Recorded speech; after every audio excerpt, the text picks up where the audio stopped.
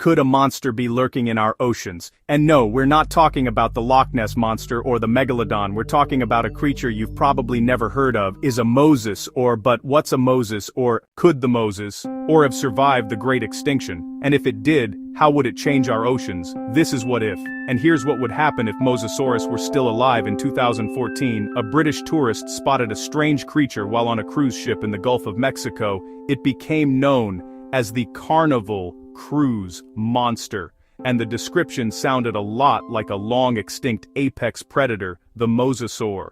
But if the mosasaur had survived the extinction event, which killed off 3/4 of the plant and animal species on Earth, and we definitely know about it, it would have completely changed what our oceans look like and how we use them. In fact, if the mosasaur was still roaming our oceans, the megalodon might never have existed.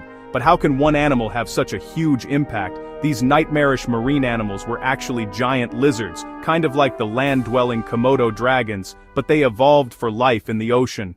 Their anatomy made them dangerous predators. Imagine a lizard monster with the double-hinged jaw of a snake, massive teeth, and a tail like a shark. Oh, and they could be as large as 18 meters long. That's 4 meters longer than your average yellow school bus.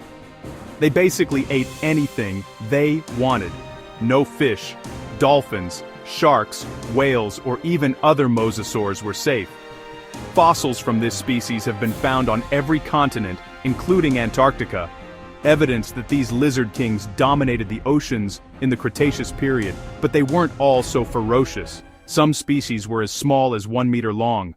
Then how did they become so terrifying? Their ancestors were more like the marine iguanas living on the Galapagos Islands today. Around 90 million years ago, these lizards would have ventured into the ocean for food at first. They stayed close to the shoreline, but as they evolved, they started to make the open ocean their home. The evolution of their powerful tail vertebrae made them skilled and speedy swimmers, helping them move further away from the shore, but they also remained close to the surface, because like dolphins and whales, they needed to come up for air. It only took 27 million years for the mosasaur of Jurassic Park to evolve. Of course, the mosasaur in this movie is not very accurate. Even though a real mosasaur was smaller than the one in Jurassic Park, it was still a very dangerous creature. If this species were alive today, it would completely alter our oceans, but why would it change them? And how would it affect the way we use our oceans? Much of the marine life we know today probably wouldn't exist with the mosasaur inhabiting our seas. They just wouldn't have stood a chance against this mighty foe. Instead, the fish and mammals in our oceans would look and act much differently than they do today.